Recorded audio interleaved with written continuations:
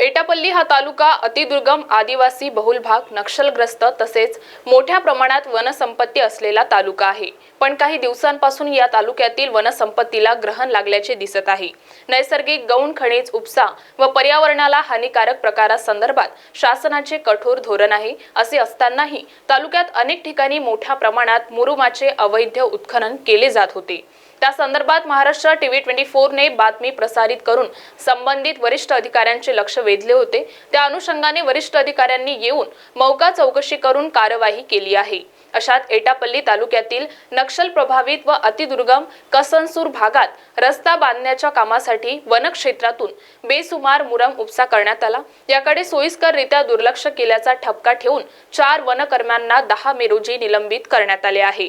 या कार्यवाहीने भामरागड वन विभागात एकच खळबळ उडाली आहे। कसनसूर वन परिक्षेत्रातील झुरी नियत क्षेत्रात कार्यरत असलेले वनरक्षक MA निलेकार, सोगाव नियत क्षेत्रातील वनरक्षक BD उसेंडी, वाघेझरीचे क्षेत्र सहायक AR कुमरे व भापडाचे क्षेत्र सहायक DK वासेकर यांचा निलंबित कर्मचाऱ्यात समावेश आहे। कसनसूर परिसरात सध्या नव्या रस्त्यांची कामे मोठ्या प्रमाणात सुरू आहेत। याकरिता वन परिक्षेत्रातून बेसुमार मुरुम उपसा करण्यात आला। याकडे वनरक्षक व क्षेत्र सहायकांनी दुर्लक्ष केल्याची माहिती वरिष्ठांना मिळाली। त्यावरून भामरागडच्या सहाय्यक वनसंरक्षकांनी चौकशी करून अहवाल भामरागडचे उपवनसंरक्षक शैलेश मीना यांना सादर केला। मीना यांनी 4ही कर्मचाऱ्यांना प्राथमिक चौकशी अहवालाच्या आधारे 10 मे रोजी निलंबित केले आहे।